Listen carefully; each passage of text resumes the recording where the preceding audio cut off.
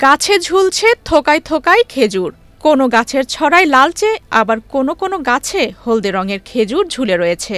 পটুয়াখালীর কলাপাড়ায় আরবের খুরমা খেজুরের বাগান করে বাজিমাত করেছেন দুই ভাই। আর লবণাক্ত মাটিতে মরু এলাকার ফসল উৎপাদনের সাফল্য নতুন সম্ভাবনার দ্বার খুলেছে কৃষিতে। বর্তমানে বাগানে রয়েছে ৯ প্রকারের খেজুরের গাছ। ইতোমধ্যে ২৫টি গাছে ফুল ধরেছে। তাদের এমন সফলতা দেখে অনেকেই খেজুর বাগান করার জন্য আগ্রহী হয়ে উঠেছেন।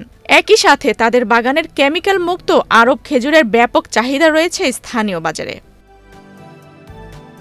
খেজুর বাগানের মালিক মোজাহিদুল ইসলাম রুবেল সিঙ্গাপুর থাকতেন। সেখান থেকে প্রতিদিনই মরিয়ম জাতের খেজুর কিনে খেতেন এবং বীজ সংরক্ষণ করতেন। বাংলাদেশে এসে সেই খেজুরের বীজ নিজ বাড়ির ছাদে পলিব্যাগে চারা তৈরি করেন। এরপর বড় ভাই মহিউদ্দিন মিলনের অক্লান্ত চেষ্টায় পৌর শহর সংলগ্ন শিকদারবাড়ি কালবার্ট এলাকায় ২৭ শতক জায়গায় তৈরি করেন সৌদি আরবের খেজুরের বাগান। তার বাগানে আজোয়া, মরিয়ম, সাফাই, তিউনিসিয়া, পাইরুম, আনবরা, ডাব্বাস, মাদ্রুল সহ ৯ প্রকারের খেজুরের গাছ রয়েছে।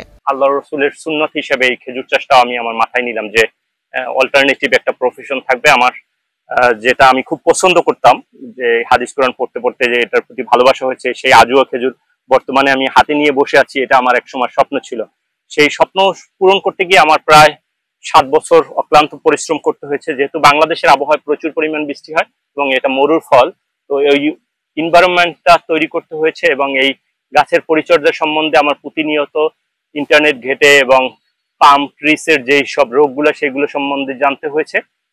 জানতে জানতে আজকে এই পর্যন্ত আলহামদুলিল্লাহ আপনারা দেখছেন যে এরকম তরতাজা আজুয়া খেজুর বাংলাদেশের মাটিতে হচ্ছে। আপনারা যারা সৌদি খেজুর সম্বন্ধে জানতে চান চাইলে আমাদের সাথে যোগাযোগ করতে পারেন। আপনাদের সকল প্রকার সহযোগিতা থাকবে আমাদের পক্ষ থেকে, কারণ বাংলাদেশে অনেক বেকাররা চায় উদ্যোক্তা হতে। তাদের উদ্যোক্তা শুরুর পরে বিভিন্ন সমস্যার সম্মুখীন হয়, সেক্ষেত্রে তারা সেই সহযোগিতাটা পায় না। আমাদের পক্ষ থেকে ইনশাল্লাহ আমরা আপনাদেরকে সকল প্রকার তথ্য দিয়ে সহযোগিতা করব। সিঙ্গাপুর থেকে ভালো ভালো জাতের খেজুর কিনে ও বীজগুলো সংরক্ষণ করেছে এবং সেখান থেকেই এই চারা করেছি আমাদের বাসার ছাদে।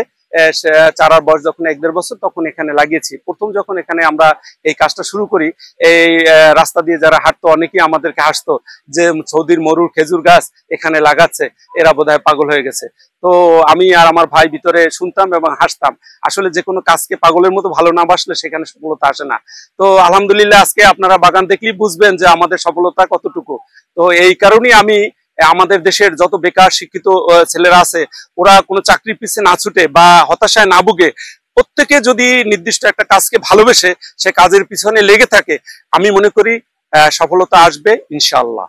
মোজাহিদুল ইসলাম রুবেলের খেজুর চাষে সাফল্যের গল্প শুনতে এবং তার বাগান দেখতে প্রতিদিনই আসছেন দর্শনার্থীরা। এমন বাগান আরো অনেকেই করতে চান বলে জানিয়েছেন দর্শনার্থীরাও। আমরা যদি এরকম যাদের জায়গা আছে, বাসা বাড়ি আছে বা বিভিন্ন জায়গায় ক্ষেত খামার আছে, সেগুলো ঝোপ জঙ্গল কেটে যদি এরকম যদি আমরা খেজুর বাগান করতে পারি, অবশ্যই অবভিয়াসলি ঠিক আছে, আমরা এরকম আরব দেশের মতো আমরা অবশ্যই এখন বাংলাদেশে এরকম খেজুর প্রডিউস করে আমরা আমাদের লোকাল মার্কেটে সেল করতে পারবো এবং উইল বি বেনিফিটেড।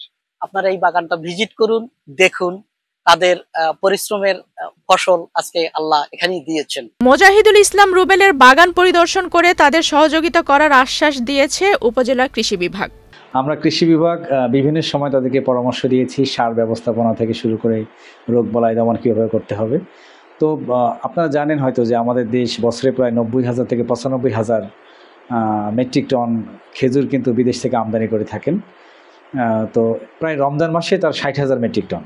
তো যদি আমাদের এই ধরনের খেজুর বাগান খুব বেশি আরও সম্প্রসারিত হয়, তাহলে সরকারের যে আমদানি নির্ভরতা সেটি অনেকাংশেই কমবে। এবং খুবই লক্ষণীয় বিষয় যে সেখানে ৮৫টি গাছ রয়েছে এবং ৩০টি গাছ কিন্তু এখন বেয়ারিং অবস্থায় আছে এবং সেখানে ১০ জাতের খেজুর হয়ে রয়েছে। দেখতে খুবই সুন্দর লাগে, অনেক দর্শনার্থী সেখানে দেখতে যায়।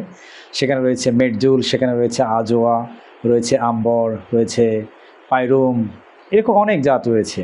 তো স্থানীয়রা বেশ ভালো দামে সেগুলো কিনে নিচ্ছে, যেহেতু অনেকটাই বিষমুক্ত। এরকম আরও বাগান, আরও উদ্যোক্তা কৃষক তৈরি হোক এবং আমরা কৃষি বিভাগ এই ধরনের উদ্যোক্তা কৃষকের পাশে সবসময় রয়েছি।